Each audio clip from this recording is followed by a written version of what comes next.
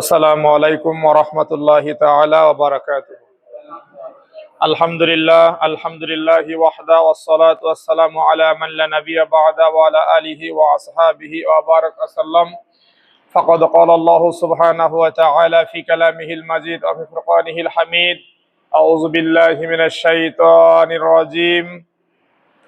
বিসমিল্লাহির রহমানির রহিম। ফামান ফারাদাল হজ্জা ফালা রাফাসা ওয়ালা ফুসুকা ওয়ালা জিদালা ফিল হজ্জ। সাদাকাল্লাহুল আযীম। ক্বালা তাআলা ফি মাওদিন আখার ফাইন আফাদতুম মিন আরাফাতিন ফাযকুরুল্লাহা ইনদাল মাশআরিল হারাম। সাদাকাল্লাহুল আযীম। ক্বালা রাসূলুল্লাহ সাল্লাল্লাহু আলাইহি ওয়াসাল্লাম আল হজ্জুল মাবরুর লাইসা লাহুল জাযা ইল্লাল জান্নাত আও কামা ক্বালা আলাইহিস সালাতু ওয়াস সালাম। আলহামদুলিল্লাহ, সমস্ত প্রশংসা সেই মহান রব্বুল আলামিনের জন্য, যিনি আমাদেরকে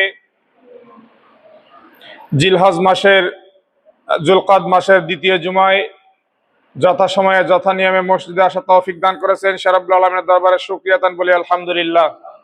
সম্মানিত হাজিরিন, খুব অল্প সময়ে গত জুমায় হজের ফজিলত নিয়ে আলোচনা করেছিলাম। আজকে একদম খুবই অল্প সময়ে, আমাদের হাতে সময় কম, দুইটা এজেন্ডা আছে। একটা হচ্ছে আজকের আলোচনা, দ্বিতীয় আর একটা আপনাদের মসজিদ কমিটির পক্ষ থেকে একটা বিষয়ের আলোচনা থাকবে। সেজন্য সময় খুব কম, খুব অতি দ্রুত অল্প সময়ে আমরা আজকের আলোচনাটা শোনার চেষ্টা করব মনোযোগ দিয়ে। আল্লাহ সুবহানাহু ওয়া তাআলা আমাদেরকে তৌফিক দান করেন, সবাই বলুন আমিন। সম্মানিত হাজিরিন, আল্লাহ সুবহানাহু ওয়া তাআলা বলতেছেন, আতিমুল হজ্জা ওয়াল উমরাতা লিল্লাহ। হে পৃথিবীর মানুষ, তোমরা আল্লাহকে সন্তুষ্ট করার জন্য হজ এবং উমরা পালন করো। দুইটি বিধানের কথা বলা হয়েছে। একটি বিধান হচ্ছে ফরজ, আর একটি বিধান হচ্ছে সুন্নত। ফরজ ইবাদত, 5 ওয়াক্ত নামাজ আমাদের উপরে ফরজ। এটা প্রতি ওয়াক্ত ঘুরে আসার পর আবার আমাদের উপরে সেই ফরজটা আরোপিত হয়। কিন্তু হজ এমন একটা ফরজ ইবাদত, যে ইবাদতটা আল্লাহ সুবহানাহু ওয়া তাআলা আমাদের উপরে ফরজ করেছেন জীবনে একবার। আমরা গত জুমায় একটা হাদিস শুনেছি, আল্লাহ রাসূলকে এক সাহাবী জিজ্ঞেস করেছে, হে আল্লাহর রাসূল, হজ কি প্রত্যেক বছরে আমাদের উপরে ফরজ কিনা? আল্লাহ রাসূল চুপ থাকলেন। দ্বিতীয়বার প্রশ্ন করলেন, রাসূলুল্লাহ সাল্লাল্লাহু আলাইহি ওয়াসাল্লাম চুপ থাকলেন। তৃতীয়বার প্রশ্ন করার পরে আল্লাহ রাসূল চুপ থাকলেন। এরপরে বললেন, যদি আমি বলতাম যে হ্যাঁ ফরজ, তাহলে প্রত্যেক বছরে এটা বান্দার উপরে ফরজ হয়ে যেত, আমার উম্মতের উপরে। এই জন্য আমি চুপ ছিলাম, এটা জীবনে একবার ফরজ। এই হাদিস থেকে বুঝতে পারি আমরা হজ আমাদের জীবনে একবার ফরজ। গত জুমায় যেহেতু হজের ফজিলত নিয়ে আলোচনা হয়েছে, আজকে হজের ফরজ এবং ওয়াজিব বিষয়গুলো নিয়ে আমরা একটু আলোচনা করার চেষ্টা করব। আমাদের বিশেষ করে বাংলাদেশের আমরা একটু অলস প্রকৃতির মানুষ। আমরা অনেক মানুষ অনেক টাকা পয়সা খরচ করে হজে যাই। হজে যাওয়ার আগে আমাদের ভরসা থাকে যে মুআল্লিম যিনি আছেন বা আমরা যে এজেন্সির মাধ্যমে হজে যাব, উনি আমাদেরকে যা যা করাবেন এটাই হচ্ছে হজ। এটা হয় থাকে আমাদের একটা উদ্দেশ্য আর কি। বিষয়টা তো আসলে এরকম নয়। আপনি ইবাদতের জন্য যাচ্ছেন, সব থেকে বড় কথা হচ্ছে মানুষের জন্য সব থেকে কষ্টকর, শারীরিক এবং অর্থনৈতিক কষ্টকর ইবাদত হচ্ছে হজ। কেন বললাম অর্থনৈতিক কষ্টকর ইবাদত? এটার উত্তরটা আমি আলোচনার শেষের দিকে দেব। আমাদের পকেট থেকে যখন টাকা আমরা খরচ করতে যাই, এটা হচ্ছে আমাদের সব থেকে বড় কষ্টের কারণ। কিছু মানুষ আছে, আমরা হজ না করে আর পারি না, কি আর করার, অনেক টাকা পয়সা আছে, অনেক সম্পদ আছে, চাকরি বাকরি করেছি, চাকরি শেষ হয়ে গেছে, টাকা পয়সা অনেক আছে, হজ না করলে এলাকার মানুষে কি বলবে, এত টাকা রেখে গেল, এই জন্য হজ করা দরকার, এই জন্য আমরা হজ করি।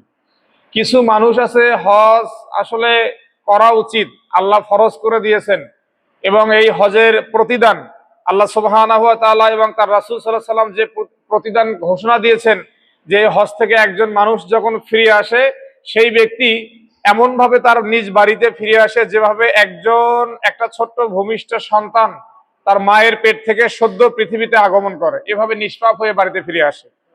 সম্মানিত হাজিরিন, এরকম একটা ইবাদত, এত বড় ইবাদত, এই জন্য এটাকে আল্লাহ রাসূল সাল্লাল্লাহু আলাইহি ওয়াসাল্লাম এবং আল্লাহ সুবহানাহু ওয়া তাআলা বলেছেন যে এই হজটা হচ্ছে অনেক কষ্টকর একটা ইবাদত, যেমন ভাবে শারীরিক তেমন ভাবে অর্থনৈতিক, এই দুইটার মাধ্যমে ইবাদত।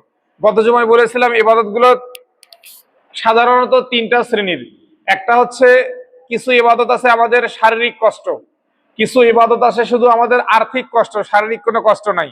আর এই হজ আর্থিক শারীরিক উভয় কষ্টকরের মাধ্যমেই এই হজকে আদায় করতে হয়, বিধায় এই হজের এত বড় প্রতিদান।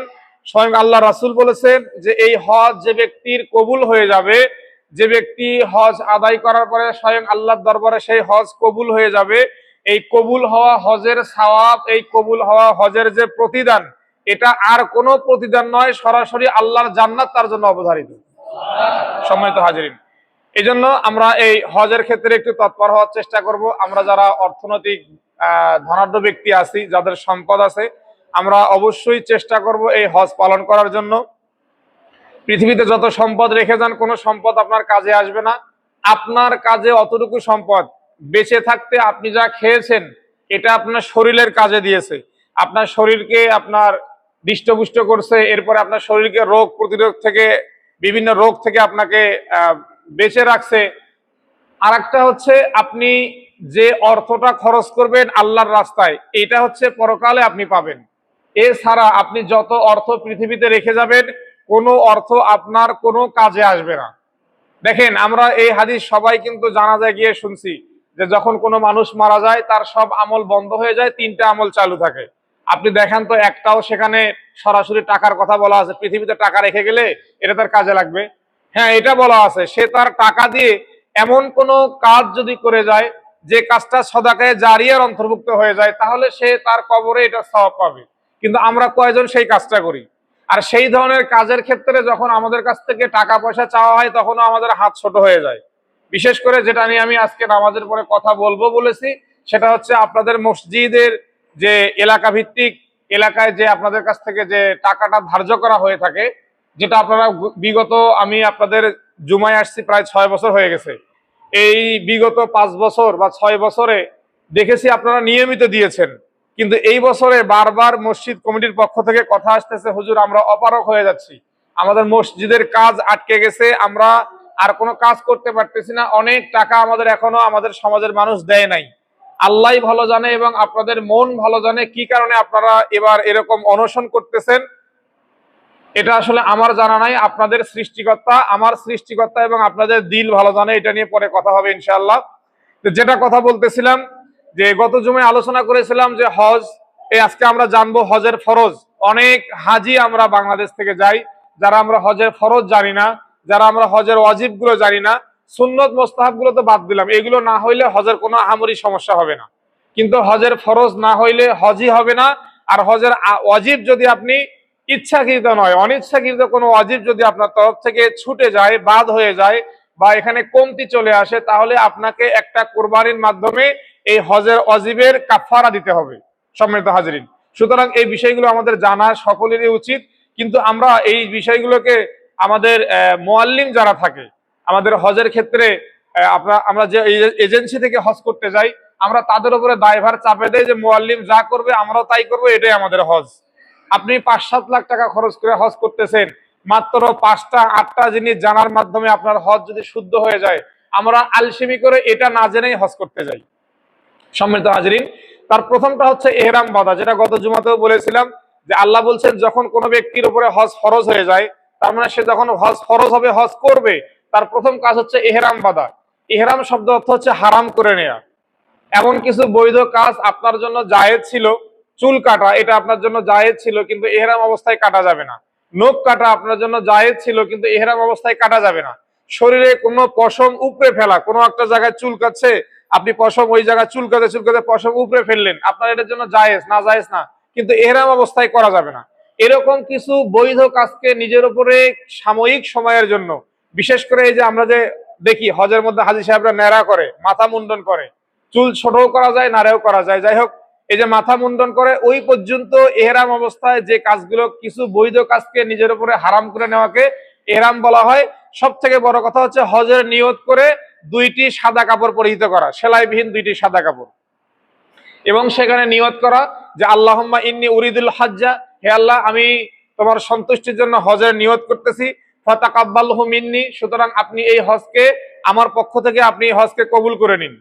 সম্মানিত হাজিরিন, এই ইহরাম বাঁধার জন্য আবার 7টি জায়গা রয়েছে, এটাকে মিকাত বলা হয় হজের ক্ষেত্রে। সাধারণত আগে মানুষ যখন হেঁটে হজ করত, তখন এই মিকাত গুলোকে খুব বেশি অনুসরণ করা হতো। আল্লাহ রাসূল বলছেন যে কোন হাজী সাহেব ইহরাম বাঁধা অবস্থায় যদি মিকাত, নির্দিষ্ট স্থান যেখান থেকে মূলত ইহরাম বাঁধতে হয়, এই জায়গা অতিক্রম করলে এটা সে ফরজকে ভঙ্গ করলে তার হজই হবে না, কারণ এহরাম বাঁধা ফরজ। সুতরাং আমরা তো এখন প্লেনে যাই, যখন এটা হেঁটে যেত তখন মানুষ এইভাবে যাইতো। যেমন বাংলাদেশিদের মিকাত হচ্ছে ইয়ালামলাম নামক একটা জায়গা, এটা সম্ভবত ইয়েমেনের সীমান্তবর্তী এলাকায় অবস্থিত। কিন্তু এখন যেহেতু আমরা প্লেনে যাই, যারা প্লেনে যায় আর কি, এদেরকে বলে দেওয়া হয় এরা শুরুতেই ঢাকা থেকে এরা এহরাম বেঁধে নেয়, এবং যখন ওই ইয়ালামলাম জায়গা অতিক্রম করা হয় তখন বিমানের পাইলটরা বলে দেয় যে আমরা বাংলাদেশের মিকাত ইয়ালামলাম অতিক্রম করব কিছুক্ষণের মধ্যে, যদি এখনো কেউ এহরাম বেঁধে না থাকেন তাহলে অতি দ্রুত আপনারা প্লেনের ভিতরে এহরাম বেঁধে নেবেন। কিন্তু সাধারণত আমরা হজের এজেন্সি যারা আমাদেরকে নিয়ে যায় ঢাকাতে, আমরা প্লেনে ওঠার আগে এহরামটা কমপ্লিট করে নিয়ে যাই সবাই, কারণ অনেক সময় এটা হয়ে ওঠে না, বা কোনো কারণে দেখা যাচ্ছে বিমানের পাইলট বলে দিয়েছে কোনো একজন হাজী সাহেব উনি প্লেনের ভিতরে ঘুমায় পড়ছে, ততক্ষণে উনি ওই ইয়ালামলাম পার হয়ে গেছেন। সম্মানিত হাজিরিন, তাহলে প্রথমটা হচ্ছে এহরাম বাঁধতে হবে। দ্বিতীয়টি হচ্ছে উকুফে আরাফা, মূলত এটাই হজ। আল্লাহ রাসূল বলছেন যে ব্যক্তি আরাফার ময়দানে কিঞ্চিত পরিমাণ সময়ে অপেক্ষা করতে পারলো তার হজ আদায় হয়ে গেল। এরপরেও অনেক কাজ রয়েছে, কিন্তু দেখা যাচ্ছে কোনো মানুষ আরাফার ময়দানে অবস্থান করার পরে সে মৃত্যুবরণ করছেন, আল্লাহ রাসূল বলছেন ওই ব্যক্তির হজ কবুল হয়ে গেছে, ওই ব্যক্তির হজ পরিপূর্ণ হয়ে গেছে।